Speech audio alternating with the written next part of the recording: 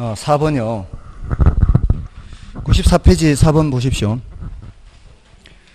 수요 곡선을 좌측으로 이동시킬 수 있는 요인은 모두 몇 개인가 묻고 있죠. 수요 곡선을 왼쪽으로 이동시킨다는 것은 수요 감소죠. 일단은 가격 외의 요인 변화죠. 그는 제일 먼저 뭐를 제거해야 되는가 하면은 아파트 가격을 제거해야 돼요. 요거 조심해야 돼요. 아파트 가격은 수요량 변화잖아요. 아파트 수요 곡선이니까 아파트 시장의 아파트 가격은 수요량 변화예요. 그래서 94쪽에 그 두 번째 줄의 오른쪽에 아파트 가격은 제거해야 돼요. 그 다음에 수요자의 실질소득이 증가해요. 실질소득이 증가하면은 수요가 어떻게 증가하겠죠. 수요 증가는 오른쪽이잖아요. 그 다음에 건축 원자재 가격 하락이에요. 건축 원자재 가격은 수요예요, 공급이에요? 이거는 공급이에요. 원자재 가격, 이거는 공급이죠. 관계가 없잖아요. 수요 곡선에 관계되는 것을 해야 되는 거니까. 그 다음에 인구가 감소해요. 인구가 감소하는 뭐예요? 수요 감소잖아요. 요거는 맞죠. 인구가 줄어드는 거니까. 그 다음에 아파트에 대한 선호도 감소해요. 이게 기호잖아요. 기호, 선호도. 기호가 줄어들면은 수요 감소죠. 자, 다음에 대체주택 가격 하락이에요. 여기는 대체주택이라고 되어 있지만 대체재라고 할 수 있잖아요. 아파트의 대체주택이 대체재 가격 하락. 대가 비 하락 밑으로니까 뭐예요? 수요 감소잖아요. 대가 비니까. 맞나요? 그럼 아파트 담보대출 금리가 하락해요. 담보대출 금리가 하락하면 수요가 증가죠. 그럼 얘는 안 되죠. 그럼 수요 곡선을 왼쪽으로 이동시키는 것은 인구 감소, 선호도 감소, 그 다음에 대체주택 가격 하락 이렇게 된다 이 말이에요. 됐나요? 같이 하면은 되죠. 혼자 하면은 안 되고 처음에는 어느 정도까지는 그럴 겁니다. 근데 이제 들어보면은 또 당연하잖아요. 예? 그렇죠. 그래서 몇 개인가 문제는 일단 각오를 하고서 풀어야 돼요. 틀릴 수 있다는 각오를 하고서. 왜냐하면 한 개라도 모르면은 세모가 들어가는 거예요. 근데 사실은 이게 출제위원들한테 이렇게 권장사항은 안 해요. 이렇게 몇 개인가 문제는 될 수 있으면은 출제하지 말아주세요. 왜냐하면은 지금 방금 잘못 골랐는데 답은 맞췄죠. 이렇게 될 수가 있거든요. 별로 변별력이 없어요. 그래서 될 수 있으면 이렇게 몇 개의 문제는 출제하지 말아달라고 하는데 꼭 출제위원들 중에는 이런 치킨헤드 같은 사람들이 있어요. 그래서 출제가 간혹 되기는 해요. 많이는 안 돼요. 자, 이제 공급부터 보시면 돼요. 공급. 근데 이제 수요를 했기 때문에 공급은 별 어려움 없어요. 공급을 한 후에 균형의 결정과 이동을 하고요. 그 다음에 탄력성을 들어가면 돼요. 탄력성. 그 다음에 이제 경기 변동. 그 다음에 이제 좀 더 하면 시장론까지도 조금은 들어갈 수가 있을 겁니다. 자, 일단 공급하면은 공급은 일정 기간 동안 어떻게 해요? 판매하고자 하는 욕구 이렇게 하면 돼요. 그냥 수요하고 대칭적으로 생각하면 되죠. 그러니까 얘도 원칙적으로 뭘로 측정해요?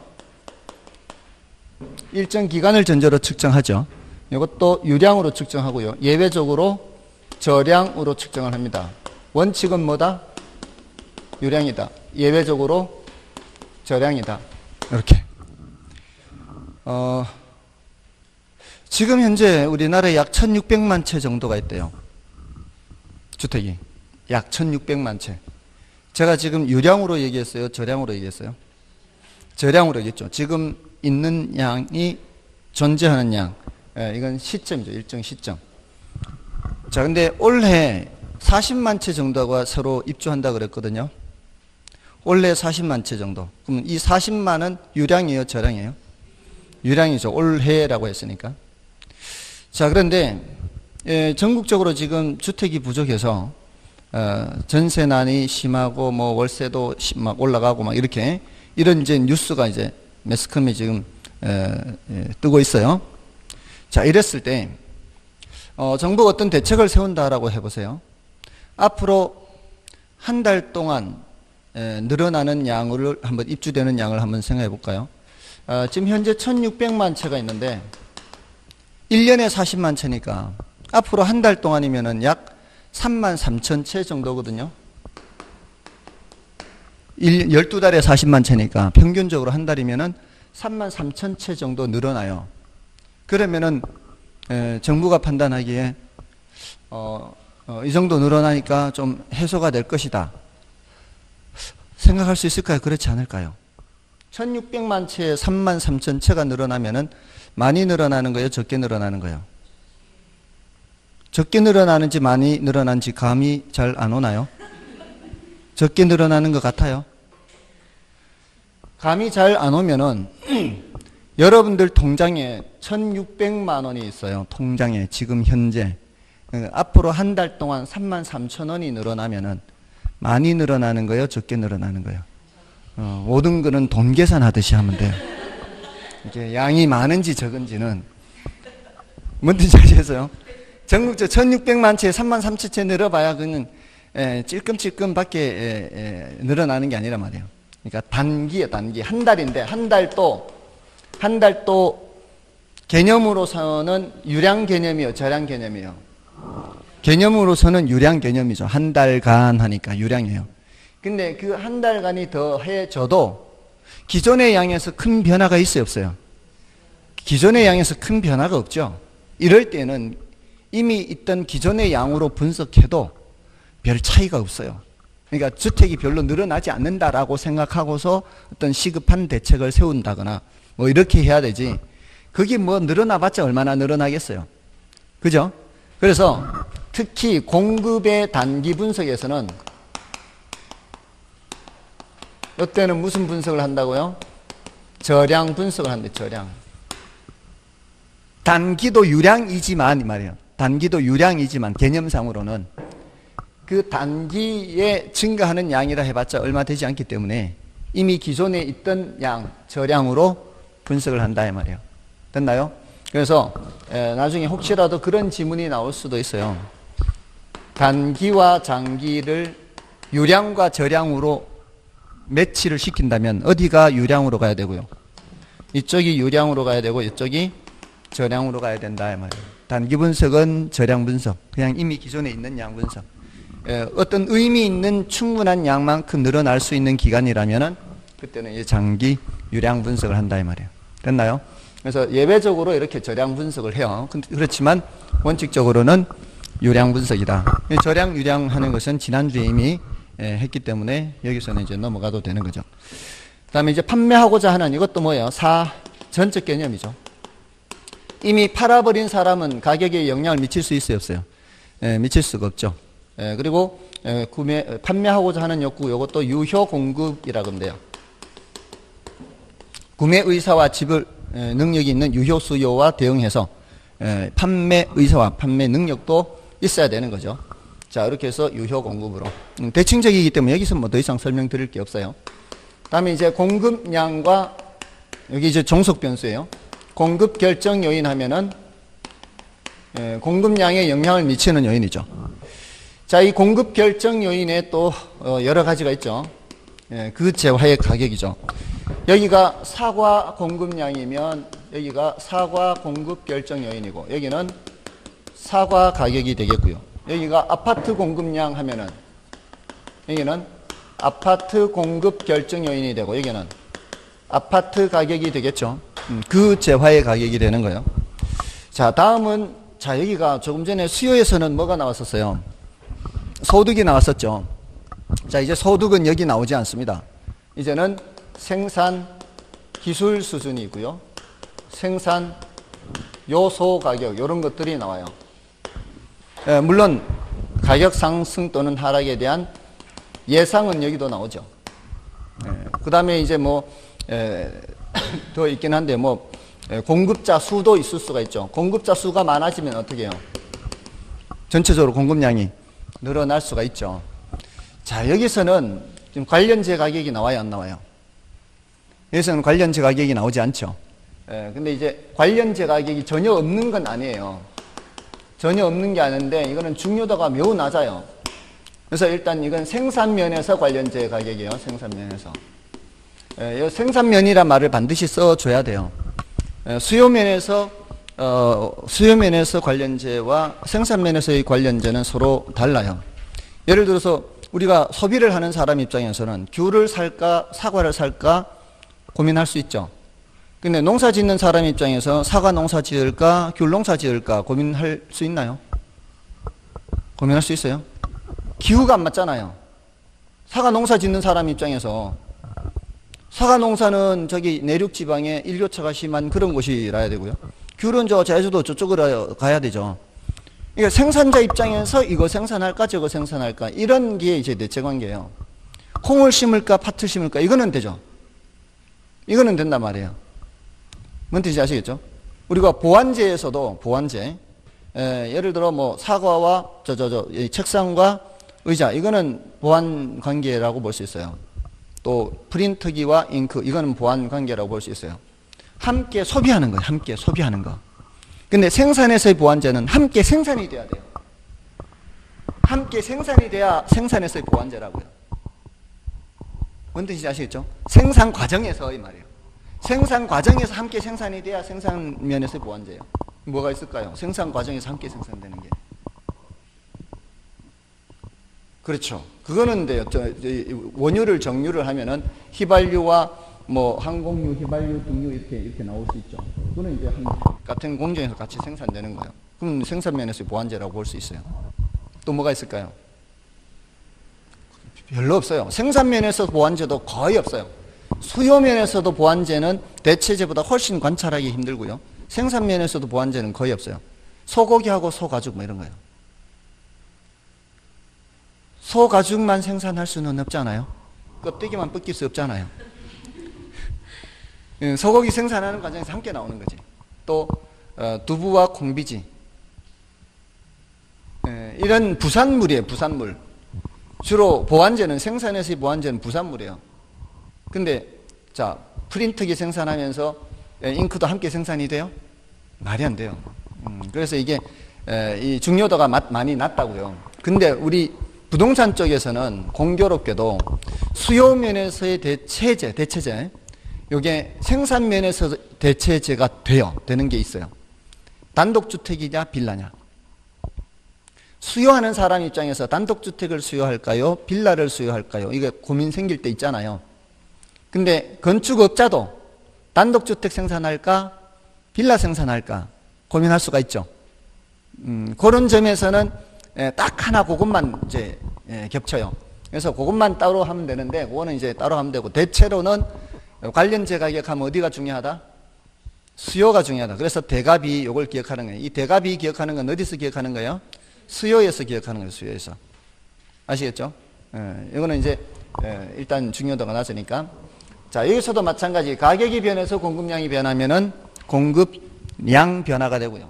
나머지 요인들이 변하면은 공급 변화 이렇게 되는 거죠.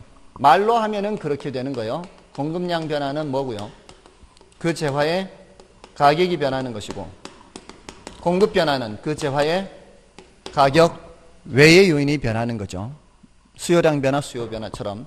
자, 이걸 그래프로 나타내면은 어떻게 돼요? 할 때는 자, 공급의 경우는 이제 가격이 올라가 공급자들이 생산량을 더 늘리죠. 그래서 이 끝점들이 수량이잖아요. 공급 수량. 자, 이제는 공급량을 읽는 거예요. 아까는 수요 수량을 읽었지만은 이제는 공급 수량을 읽는 거예요. 가격이 올라가게 되면은 공급자들은 돈이 돼야 안 돼요. 돈이 되니까 공급량을 늘리죠. 이런 식으로 공급 곡선은 오른쪽 위로 올라가게 되는 거죠. 그래서 요 길이가 변한다는 게 뭐가 변하는 거예요? 가격이 변한다는 거죠. 그래서 점의 이동으로 나타난다. 뭐가? 공급량 변화는 가격이 변해서 공급량이 변하는 거다. 자, 근데 공급 변화는 그래프로 나타내면 어떻게 돼요? 공급 곡선을 세로 그래야 되죠. 같은 가격이라 해도 생산 기술이 향상이 되면 더 많은 양을 생산할 수가 있죠. 똑같은 가격이라도 더 많은 양을 생산할 수가 있겠죠. 이렇게. 맞나요? 자, 그래서 이렇게 또 오른쪽에 그려지는 거. 이게 무슨 변화? 공급 변화. 물론 왼쪽이 그려질 수도 있겠죠. 세로의 선을 그리는 거, 공급 변화. 선의 변화. 이거는 점의 변화. 이거는 수요량 변화와 수요 변화와 다 대칭적으로 이루어지는 거죠. 자, 그 다음에는 이제 뭐겠어요? 그 다음에는 오른쪽으로 그리느냐, 왼쪽으로 그리느냐. 앞에 수요 변화에서도 오른쪽, 왼쪽을 봤잖아요. 거기에서 조심해야 되는 게 수요에서는 소득, 관련제 가격 변화. 소득에서는 정상제, 열등제, 관련제 가격 변화에서는 대가비익 역하라 그랬죠. 그 다음에 이제 예상이 있었잖아요. 근데 예상은 앞에서 수요할 때 함께 했고, 이거는. 여기서는 헷갈릴 게 없어요. 생산 기술이 향상되면 무조건 오른쪽에 그리고요. 생산 기술이 퇴보하면은 무조건 왼쪽으로 그리면 돼요. 어쩌다가 오른쪽일 수도 있고, 뭐 왼쪽일 수도 있고, 이런 게 없어요. 여기서도 생산 요소 가격이 하락하면은 무조건 오른쪽에 그리면 돼요. 공급 증가. 생산 요소 가격이 상승하면은 왼쪽에 그리면 돼요. 그러니까 아까 건축 원자재 가격 하락 이런 거 있었죠. 건축 원자재 가격 하락은 이거란 말이에요. 원자재 가격 하락하면 어떻게 해요? 공급 곡선을 왼쪽으로 이동시키는 거죠. 아까는 수요 곡선을 좌측으로 이동시키는 걸 찾으라 그랬잖아요. 근데 원자재 가격 하락이면 왼쪽이 아니라 오른쪽이죠. 공급 곡선을 오른쪽으로 이동시키는 거예요. 자, 아무튼 여기는 별로 헷갈릴 게 없고, 아까 공급자가 가격 상승 예상하면 어떻게 된다 그랬어요? 공급자들이 가격 상승 예상하면 공급을 증가시킨다 그랬어요? 줄인다 그랬어요? 앞으로 가격이 하락할 것 같아요. 그러면은 공급자들은 공급을 늘 지금 공급을 묻는 거예요. 지금 앞으로 내려갈 것 같으면 빨리 지금 팔아야 될 거 아니에요. 그러면 줄여야 되죠. 늘려야죠. 가격이 하락할 것 같으면 지금 공급은 늘어나는 거예요. 이게 하락 예상이에요.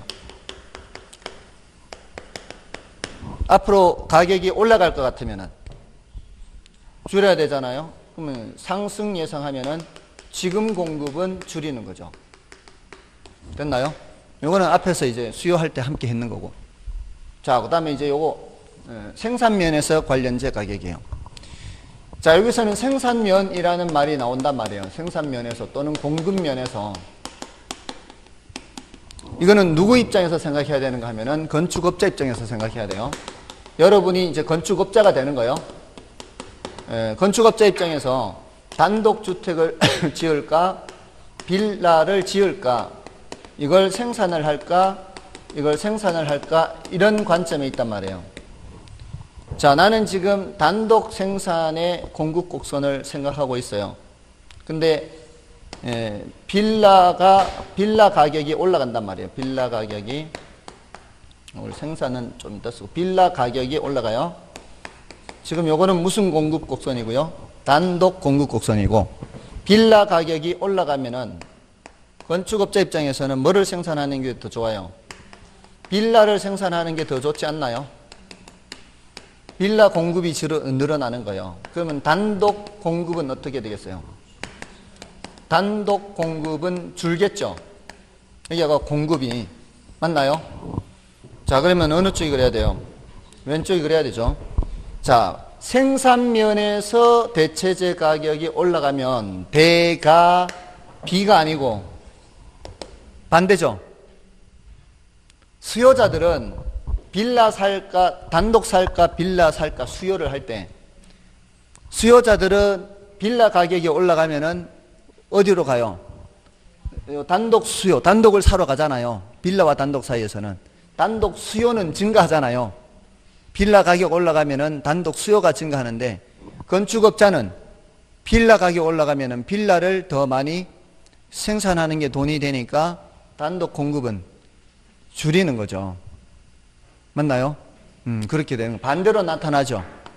자, 그럼 우리는 어떻게 정리를 하면 되겠어요? 대가비를 기억을 해 두신 후에, 이거는 수요잖아요. 수요면에서 대가비 하는데, 공급면에서 대가가 나오면 어떻게 해요? 또 반대로 돌리면 되는 거죠. 항상 뭔가가 변하면 반대로 돌리면 되는 거예요. 그러니까 항상 이게 기준이 되는 거예요. 수요면에서 이게 기준이 돼서, 여기가 수요가 아니고 공급면 하면은 대가 반으로 돌리고, 여기가 대가가 아니고 보가 이렇게 나오면은 보가 반 이렇게 되고, 대체재 가격이 아니라 대체재 수요가 나오면은 또 반대로 돌리면 되는 거예요. 그럼 뭔가 상황이 바뀌면은 한 개씩 바꿔주면 된다 이 말이에요. 됐나요? 자, 이거 외에는 출제 가능성이 없어요. 예, 지금까지 한 번도 얘가 출제된 적은 없어요. 한 번도 얘가 출제된 적은 없지만 출제된다면 요거 외에는 출제될 수가 없어요. 됐죠? 그러니까 대부분은 여기인데. 자, 그러면 이제 모든 이제 출제될 수 있는 경우들 다 한 거예요. 아직까지 출제도 안 됐지만 출제될 것까지 감안한다면 그렇습니다. 자, 그럼 다 됐어요. 그럼 이제 교재에서는 공급의 경우 이제 여러분들이 확인만 하시면 되는 거고요. 다음에 71쪽에 있는 내용도 마찬가지. 이런 것들은 이제 다 설명은 됐고요. 다음에 72쪽에서도 공급곡선 형태 및 특징. 자, 이거 다 설명이 된 거나 다름없고요. 다음에 72쪽의 맨 밑에도 개별 공급곡선과 시장 공급곡선이 있죠. 자, 이거는 앞에서 시장 수요와 개별 수요 했는 거하고 상황이 똑같아요. 그렇게 하면 되고요. 다음에 73쪽에 가시면은 공급법칙. 그럼 수요법칙과 대칭적으로 생각하면 되죠.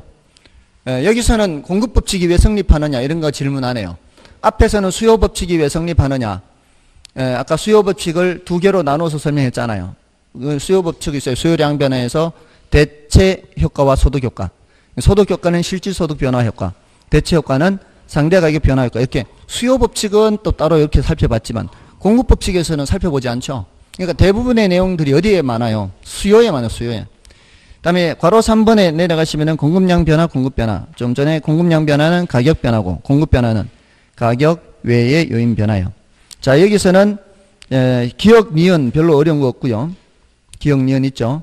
다음에 디귿의 공급자의 가격 상승 또는 하락 예상. 조금 전에 공급자가 가격 상승을 예상하면은 공급이 줄어들고요. 공급자가 가격 하락 예상하면은 공급이 늘어나는 것 같고요. 다음에 리을에 있죠. 리을에. 생산면에서 대체재 가격 나오고 있죠. 생산면에서 대체재 가격 이렇게 나오면은 대가 반이에요. 생산면에서는 대가 반. 됐나요? 요것만 그나마 출제 가능성이 있어요. 다른 거는 출제 가능성이 없습니다. 넘어가시면 되고요. 그 다음에 74쪽에 부동산 공급 곡선에서 부동산 공급은 요거는 이제 그 특징이 오른쪽 페이지에 가서 보시면은 토지의 물리적 공급은 어떻게 돼 있어요? 수직으로 돼 있죠. 이거는 부증성 때문이죠. 그래서 이거는 그 부증성과 함께 생각하시면 되고요. 경제적 공급은 뭐 생각하면 돼요? 용도 다양성이죠. 앞에서 우리 용도 다양성에서 경제적 공급은 가능하다 그랬죠. 근데 그게 시간을 많이 주면 많이 줄수록 어떻게 더 많이 늘릴 수가 있죠. 그래서 단기보다는 장기가 더 완만하게 그려지는 거죠. 다음에 밑에 단기, 장기 해서 단기는 저량 공급, 장기는 유량 공급. 아까 특히 공급의 단기 분석에서 무슨 분석한다 그랬어요? 저량 분석한다 그랬죠.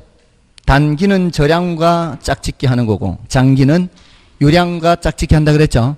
그게 이제 이렇게 그래프로 나타나는 거죠. 일정 시점에서는 수량을 변화시킬 수 있어요, 없어요? 일정 시점에서는 수량을 변화시킬 수가 없잖아요. 그러니까 수직으로 나타나는 거예요. 저량 분석은. 근데 유량 분석은 수량을 변화시킬 수 있죠. 그래서 우상향하게 되는 거고요. 다음에 건물의 공급 곡선은 마찬가지 이제 우상향하는데 단기, 장기 이렇게 나타낼 수가 있고 건물도 저량 공급할 때는 어떻게 해요? 수직. 일정 시점에서는 수량을 변화시킬 수 없잖아요. 그리고 유량 공급은 우상향. 뭐 다 똑같은 개념이죠. 자, 그렇게 다 대칭이에요. 이제 균형의 결정과 이동 이렇게 넘어가시면 돼요. 자, 수요에서 좀 시간이 많이 걸려서 그렇지 공급에서는 뭐 특별히 더 많이 할 게 없어요. 다만 이제 생산면에서의 대체재 하면은 대가반, 공급에서의 대체재는 대가반. 요거 외에는 이제 어려울 게 없습니다. 자, 이제 균형의 결정과 이동이에요. 균형이라는 것은 이제 어디서 결정되느냐는 균형. 균형이라는 것은 수요량과 공급량이 어떠한 상태예요? 수요량과 공급량이 똑같은 상태예요. 이걸 균형이라 하고요. 균형이 아닌 상태를 불균형이라 그래요. 불균형은 수요량보다 공급량이 더 많은 불균형이 있고요. 수요량이 더 많은 불균형이 있겠죠. 이렇게 공급량이 더 많은 불균형을 초과 공급이라고 얘기하고요. 수요량이 더 많은 불균형을 초과 수요라고 얘기하죠. 초과 공급일 때는 자, 이 무대 오른쪽이에요. 무대 오른쪽에 공급량이 더 많아요. 그럼 가격이 어떻게 해요? 공급량이 더 많으면 가격이 내려가겠죠. 자, 가격이 내려가면 이게 그대로 있지 않아요. 이제 가격이 변하니까 무슨 변화가 나타나요? 수요량 변화, 공급량 변화가 나타나겠죠. 그러니까 오른쪽, 무대 오른쪽에 공급자들은 가격이 내려가면 재미없죠. 빠져나가고. 무대 왼쪽에 수요자들은 가격이 하락하니까 더 많이 사려고 수요량이 늘어나겠죠. 그러면서 어디로 가는 거예요? 수요량과 공급량이 같아지는 걸로 가는 거죠. 그 다음에 이 경우에는 어떻게 가격이 올라가겠죠. 수요량이 더 많으면은. 그럼 가격이 올라가면서 수요량은 점점 줄어들 거고 공급량은 점점 늘어나겠죠. 그러면서 이쪽으로 가겠죠. 결국은 균형으로 가게 되는 거죠. 균형으로 가는 과정에서 이제 가격이 조정을 들어가는 거죠. 자, 이건 말로 할 때고요. 그래프로 나타내면 어떻게 되나요? 그래프로 나타내면은 이렇게 되는 거죠. 자, 이 상태는 초과 수요 상태, 초과 공급 상태. 이 가격 수준에서는 공급량은 여기서부터 이 길이고요. 수요량은 여기서부터 이 길이죠. 이게 뭐예요? 초과 공급이죠. 지금 이 위에 있는 거예요. 공급량은 여기까지고 수요량은 여기까지예요. 그러면은 가격이 내려가죠. 가격이 내려가면은 수요량은 어떻게 된다 그랬어요? 수요량은 증가한다고 이렇게 증가한다고 이렇게. 공급량은 어떻게 해요? 줄죠. 이렇게. 그래서 여기 가면 이제 균형이 되는 거죠. 여기 초과 수요 상태죠. 이거는 초과 수요 상태는 가격이 어떻게 해요? 올라간다고요. 가격이 올라가면은 수요량은 줄어들죠. 공급량은 늘어난다고요. 그래서 균형으로 가는 거죠. 그래서 말로 하면은 그냥 이렇게 하면 돼요. 초과 수요일 때는 가격이 올라가서 균형으로 가고 초과 공급일 때 가격이 내려가서 균형으로 가는데 그때 여기에 자꾸 이제 변화가 나타나는 거죠. 근데 그래프로 나타내면은 요렇게 변화가 나타나거나 요렇게 변화가 나타나는 거죠. 자, 그래서 균형이 되면 이 말이죠. 자, 그럼 균형이 뭐예요? 그림으로 나타내면은 수요 곡선과 공급 곡선이 교차한다 그래요. 교차. 만나는 거는 이렇게도 만날 수 있어요. 접하면서도 만날 수 있고요. 교차하면서도 만날 수 있기 때문에 이거는 교차한다 이렇게 하는 거예요. 그리고 말로 하면은 균형은 수요량과 공급량이 똑같을 때, 일치할 때 이렇게 하면 되는 거죠. 자, 요게 균형이 결정되는 거예요. 결정된 균형이 이동하는 거는 이 균형점이 바뀌는 거예요. 균형의 이동은 균형점이 바뀌는 거예요. 그럼 균형점이 바뀌려면 어떻게 해야 돼요? 선이 변해야 되겠죠. 수요 변화가 나타나거나 또는 공급 변화가 나타나야 균형점이 바뀌는 거죠. 그래서 이 상태에서 균형의 이동이라는 게 수요 곡선이 이동하거나 수요 곡선이 이렇게 이동하는 게 뭐예요? 수요 증가 오른쪽. 자, 요거를 이제 1번이라고 하고 수요가 감소할 수도 있죠. 자, 이때 공급 곡선이 그대로 있는 거죠. 요거를 2번이라고 하면 자, 요거 지난 1, 2월 달에 숙제 냈던 거죠. 공급이 증가하면 공급 곡선 오른쪽으로 이동하죠. 그럼 요때는 수요 곡선이 그대로 있는 거죠. 그럼 요게 3번이라 하고 공급이 감소하면은 요게 4번. 요거 지난 순환의 숙제였어요. 1번, 2번, 3번, 4번 그려보는 것이. 자, 요거는 지금 1, 2, 3, 4 균형의 이동이에요. 지금 균형 이동이 1번, 2번, 3번, 4번. 자, 요거는 수요가 증가하는 경우가 1번이죠. 2번은 수요가 감소하는 경우. 3번은 공급이 증가하는 경우. 4번은 공급이 감소하는 경우죠. 자, 요 네 가지 경우에 따라서 균형점이 바뀐다는 얘기는 균형 거래량과 균형 가격이 바뀌는 거예요. 그걸 이제 대답하는 거였잖아요. 1, 2월 달에는. 수요가 증가하면은 원래 가격보다는 가격은 상하로 움직이니까 가격을 상하로 움직여서 가격이 올라가요, 내려가요? 가격이 올라가잖아요. 그리고 균형 거래량, 균형 수량 또는 균형 수급량, 이거는 좌우를 기준으로 어느 쪽이에요? 오른쪽이죠. 오른쪽은 증가죠. 그래서 균형량은 증가하고 균형 가격은 상승하고, 이거 이제 대답하는 거였단 말이에요. 그럼 수요가 감소하면은 요점이죠. 수요가 감소하면은 왼쪽 아래로 내려가면은 균형량이 감소하고, 패턴을 잘 파악해야 돼요. 패턴을. 균형 가격도 내려가잖아요. 수요의 경우는 끝까지 패턴이 어때요? 끝까지 패턴이 같아요. 그러니까 이거 그래프로 보는 방법은 눈으로 보고 대답하면 되는 거고, 패턴으로 보는 방법은 수요 증가일 때 이게 방향이 다 같네. 균형량 증가, 균형가격 상승. 수요가 감소면 균형량 감소, 균형가격 하락. 근데 공급 증가일 때는 이 말이에요. 3번이죠, 3번. 공급 증가일 때는 균형량은 어때요? 좌우를 기준으로 오른쪽 증가죠. 근데 가격은 상하를 기준으로 내려가잖아요. 공급의 경우는 균형량은 증가액이, 이건 여기까지 패턴이 일치한단 말이에요. 근데 가격은 내려가니까, 자, 여기 이제 공급은 끝까지 패턴이 같은 게 아니라 가격에 가서는 패턴이 달라지는 거죠. 맞나요? 다음에 여기 공급이 감소하면은 균형량이 감소해. 이거는 패턴으로 보면은 이제 이걸 알 수 있다는 거죠. 굳이 이걸 안 봐도. 4번은 좌우를 기준으로 해서 왼쪽이니까. 가격은 상승한다는 거 패턴 보면 알 수 있어요, 사실은. 그러니까 패턴으로 하는 방법이 있고요. 그림을 그리는 방법도 있어요. 근데 될 수 있으면은 요 1, 2, 3, 4번은 그림을 자꾸 그려보는 게 좋아요. 그림을 그려보는 게 익숙하게 되는 거니까. 나중에 이제 수직인 경우나 수평인 경우 이런 그림을 자꾸 그려봐야 훨씬 더 익숙해져요. 나중에 그림 그리면은 이제 나중에는 그림을 안 그리고 머릿속에도 그려져요. 머릿속에도. 자, 근데 이거 말고 이제 5, 6, 7, 8을 더해야 되는 거예요. 5, 6, 7, 8을. 자, 최근에 점점 5, 6, 7, 8에서 이제 문제가 자꾸 나오기 시작하고 있어요. 지금까지는 1, 2, 3, 4번에서 나왔는데 이제 5, 6, 7, 8을 해야 돼요.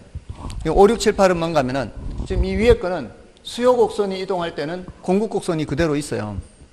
여기는 공급 곡선이 이동할 때는 수요 곡선이 그대로 있어요. 그러니까 어느 하나만 이동하는 경우예요. 이제는 둘 모두 이동하는 경우예요. 수요도 증가하고 공급도 증가할 수가 있겠죠. 수요가 증가할 때 공급이 감소할 수가 있겠죠. 수요가 감소할 때 공급이 증가할 수가 있겠죠. 수요가 감소할 때 공급도 감소할 수가 있을 거 아니에요. 동시에 이동하는 거예요. 자, 여기서 지금 5번은 뭔가 하면 5번은 수요 증가, 공급 증가라는 얘기는 여기 1번과 3번이 동시에 나타난 거예요. 1번과 3번이. 그러니까 1번은 이건데 여기서 끝나면은 1번인데 3번은 여기서 끝나면 3번이에요. 근데 1, 3번이 동시에 나타난다는 거는 이 수요 곡선은 이렇게 바뀌는 거고 이 공급 곡선은 이렇게 바뀌는 것이기 때문에 모두 다가 반영된 것은 요점이에요, 요점.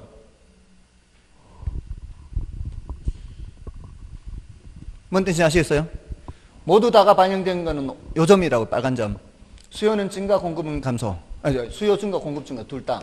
요점이 5점이 되는, 5번이 되는 거예요. 6번은 뭐예요? 수요는 증가하는데 공급은 감소하는 거잖아요. 그러면은 요 수요 곡선과 이 공급 곡선 교차, 요점이죠. 요점이 6번이에요. 7번은 뭐예요? 수요는 감소하는데 공급은 증가하는 게 7번이죠. 수요는 감소하면 이 선으로 바뀌는 거고 공급은 여기서 이 선으로 바뀌는 거예요. 그럼 여기가 7번이 되는 거죠. 8번은 뭐예요? 수요가 감소하면서 공급도 감소하니까 요점이 되겠죠. 요점이 8번이에요. 자, 결국은 지금 수요 곡선이 3가지가 그려져 있고요. 공급 곡선이 3가지가 그려져 있어요. 그 3개의 선과 3개의 선이 교차하면은 점이 모두 9개가 만들어져요. 3 곱하기 3. 근데 제일 안쪽의 점만 최초의 균형점이고, 자, 나머지는 1, 2, 3, 4, 5, 6, 7, 8, 8개 점이죠. 근데 8개 점인데, 요게 1번, 2번, 3번, 4번은 요것이고요. 나머지 4개 점이 5, 6, 7, 8이 되는 거예요. 됐나요? 그래서 모두 이제 8가지 경우 중에서 4가지를 먼저 한 거예요. 근데 이 5, 6, 7, 8은 그림을 그려서 생각하면은 좀 더 복잡할 수가 있어요. 왜냐하면은 수요가 이렇게 증가했을 때 공급 곡선이 이렇게 증가했잖아요. 공급 곡선이 얼마나 많이 증가하는지에 대해서는 말을 안 하고 있잖아요. 이것도 공급 증가고 이것도 공급 증가고 이것도 공급 증가이기 때문에 세 가지 경우를 다 일일이 그래프로 나타내기는 좀 복잡하단 말이에요. 그럼 우리는 여기서 패턴으로 아는 방법이 훨씬 간편할 수가 있어요. 패턴. 자, 여기 보세요. 수요가 증가한다 또는 공급이 증가한다라는 것은 이 시장이라는 무대에 수요자들이나 공급자들이 더 많이 등장하는 거예요. 수요가 증가한다, 공급이 증가. 이거는 시장에 사람들이 온다는 뜻이에요. 수요가 증가한다, 이건 사람들이 들어오는 거고, 이거는 사람들이 빠져나가는 거예요. 사람들이 들어오는 거고, 사람들이 빠져나가는 거예요. 그게 공급자가 들어오느냐, 또는 수요자가 들어오느냐, 또는 공급자가 나가느냐, 수요자가 나가느냐, 이거예요. 그럼 둘 다 증가죠. 둘 다 증가는 사는 사람도 들어오고, 파는 사람도 들어온다는 얘기죠. 그러면 중개사무소는 그냥 비명 지르겠죠.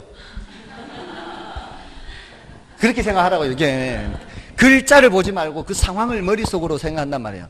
그럼 거래량 어떻게 되겠어요? 거래량은 당연히 늘어나는 거죠. 시장이 북적북적거려지는데. 근데 가격은 말이에요. 가격은 물량이 모자라야 가격이 올라가요. 물량이 남아돌면 가격은 내려가게 돼 있거든요. 근데 누가 더 많이 증가하는지에 대해서는 말을 안 하고 있잖아요. 그러니까 수요가 더 많이 증가하면 사려는 사람, 지금 평당 1,000만 원 시세가 있는데 평당 1,000만 원에 물건 좀 사주세요 하는 사람은 한 20명 왔는데 평당 1,000만 원에 팔아주세요 하는 사람은 10명밖에 없어요. 그럼 가격은 어떻게 된다고요? 올라간다고요. 그때는 둘 다 증가는 했지만, 근데 평당 1,000만 원에 사주세요 하는 사람은 10명이 왔는데 평당 1,000만 원에 내 거 좀 팔아주세요 하는 사람 20명이 물건을 내놨어요. 그럼 가격은 어떻게 되겠어요? 가격은 내려가겠지.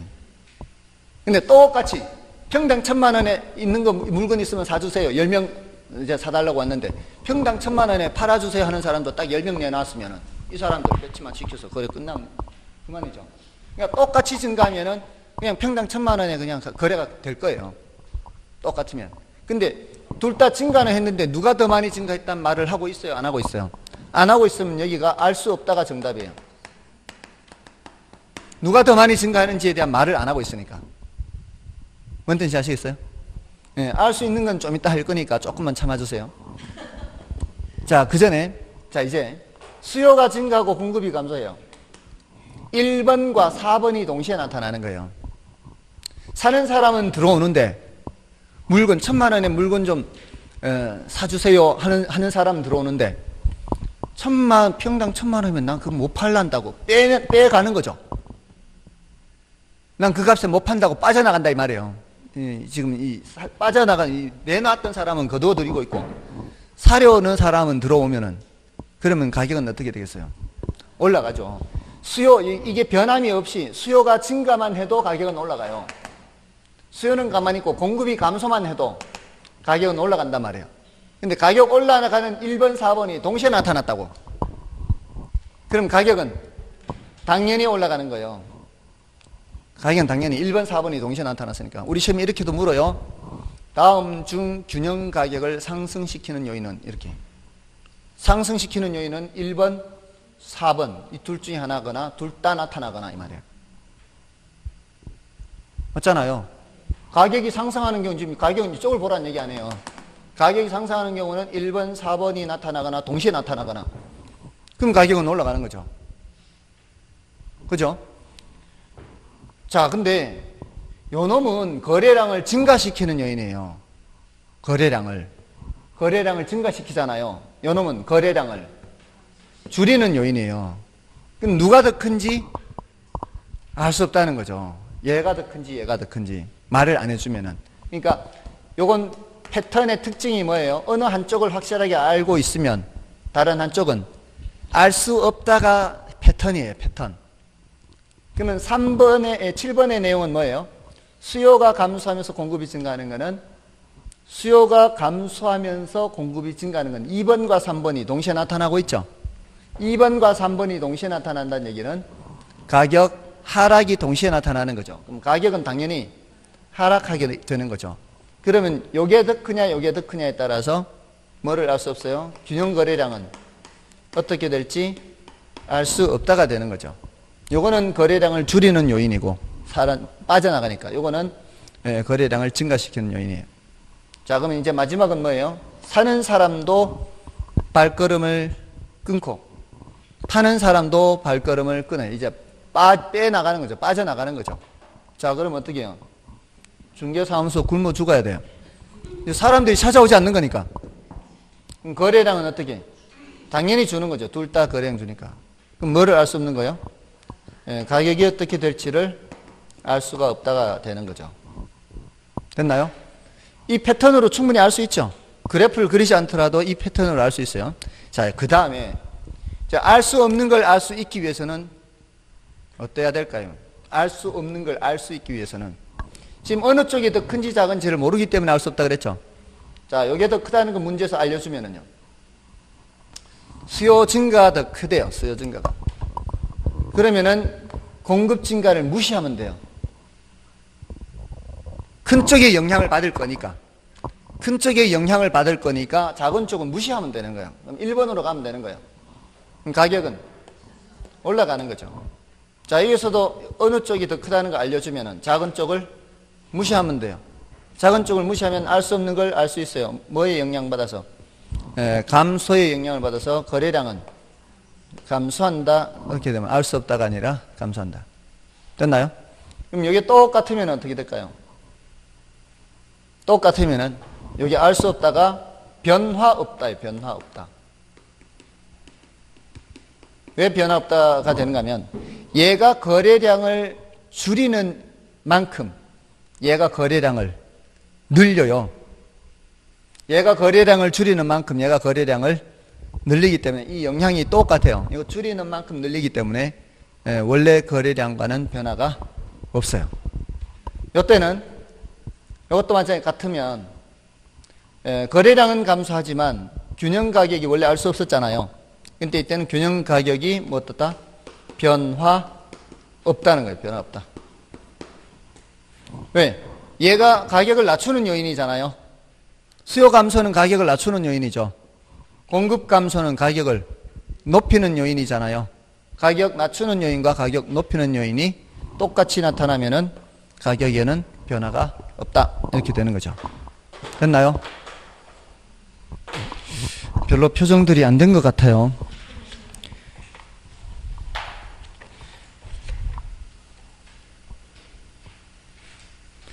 98쪽을 보세요.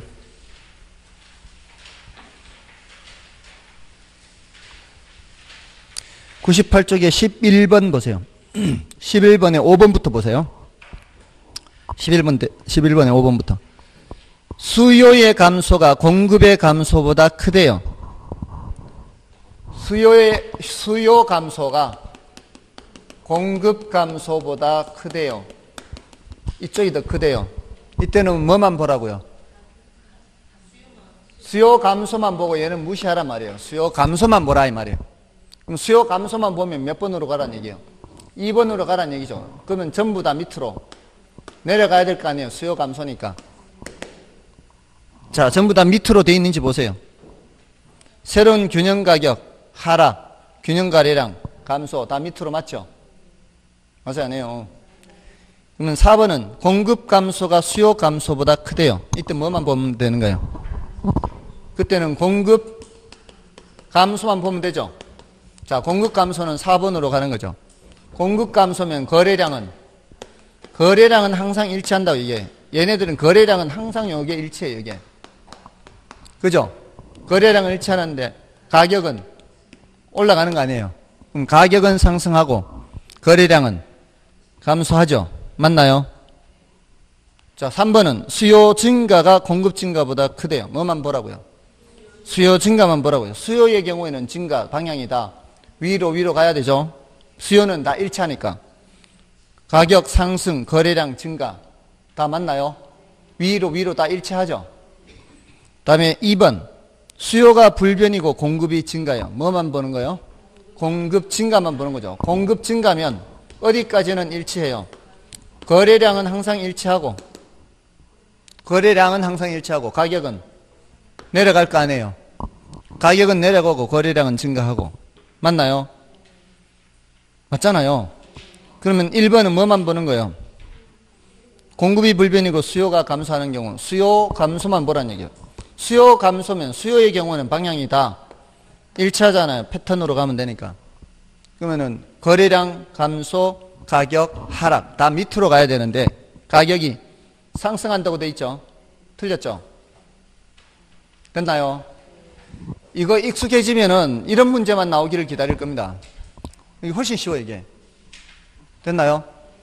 자, 이렇게 할 수가 있다 이 말이에요. 이게 바로 균형의 이동입니다. 균형의 이동. 됐습니까? 자, 그래서 이게 우리 교재에서는 지금 그 77쪽에 나와 있는 거는 1, 2, 3, 4번이고요. 77쪽에. 그거는 균형의 이동이 어느 하나만 변하는 거잖아요. 그럼 78쪽에 가시면은 수요 곡선과 공급 곡선이 모두 이동하는 경우에서 거기 나와 있는 게 5, 6, 7, 8에 해당하는 거예요. 제가 이 판사할 때는 5, 6, 7, 8. 됐습니까? 그거를 자세히 해설해 놓은 것이 A, B, C, A, B, C, D 이렇게 해설해 놓은 거죠. 됐나요? 이제 나머지는 여러분이 확인하시고요. 자, 이제 좀 쉬고 이제 탄력성을 보시면 되겠어요.